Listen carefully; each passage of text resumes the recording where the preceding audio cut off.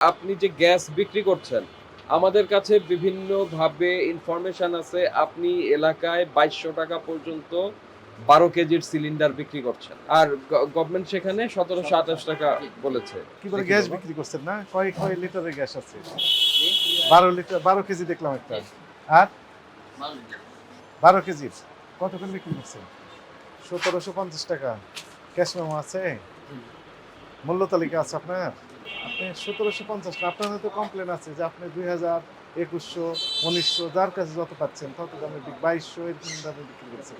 আচ্ছা, আপনি যে ১৭৫০ এ বিক্রি করছেন তার প্রমাণক কি? এমন তো কোনো কখনো আমার ইয়া নাই। কিছু ইয়ে করি না। আপনার ক্রয়ের ক্যাশ মেমো আছে না? না, না, এগুলো কিছু না। আপনি কিনেছেন যেখান থেকে সেই ক্যাশ মেমো তো আছে, কাগজ। কোম্পানি থেকে কিনেছেন না? জি, সেই কাগজ তো আছে। বিভিন্ন কোম্পানি থেকে নিন। তো টাকা দেন না এমনি নেন? না এমনি টাকা আবার নিতে ক্যাশ যান, টাকা দিয়ে নিয়ে চলে নেন। যান। কত করে দাম নিয়েছে আপনার কাছে? আমাকে নিচে এমনি ১৭০০ টাকা। ১৭০০ টাকা নিয়েছে। সরকারি রেট কত আপনি জানেন?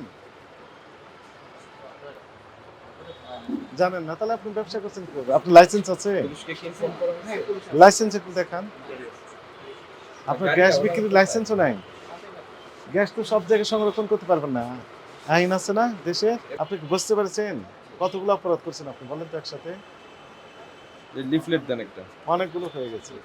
আপনি গ্যাস কিনেছেন, তার কোনো ক্যাশ মেমো নাই। বিক্রি করছেন, তাকে পাকা ক্যাশ মেমো দিচ্ছেন না গ্রাহককে।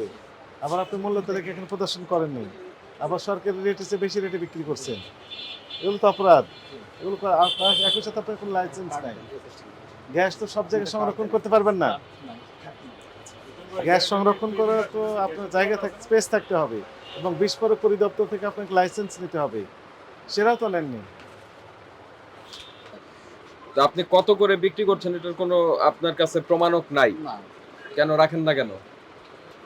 আমাদের কাছে তো অভিযোগ আছে ৳২২০০ করে বিক্রি করছেন আপনি। তো ৳২২০০ যে নিচ্ছেন না সেটার প্রমাণ দেন। ট্রেড লাইসেন্স, এই যে ৭ নম্বর কলম আছে না? ব্যবসা প্রতিষ্ঠানের ঠিকানা, তার আগে লেখা আছে কি ব্যবসার ধরন ৬ নাম্বার। জি, ব্যবসার ধরনে কি লেখা আছে যেন? মোবাইল ফোনে টাকা, জি, আরেকবার বলেন কি লেখা আছে? জি, জি, ফোন, ফোন। মোবাইল মোবাইল ফোনে ফোন। টাকা রিচার্জ। জি, মোবাইল ফোনে টাকা রিচার্জ। জি স্যার। এটা হচ্ছে আপনার ব্যবসার ধরন। আপনি গ্যাস বিক্রি করে দিচ্ছেন সমানে। আপনার প্রবলেম গুলি কি বুঝতে পেরেছেন? জি স্যার। কি বলেন তো একটু? ক্যাশ মেমোরা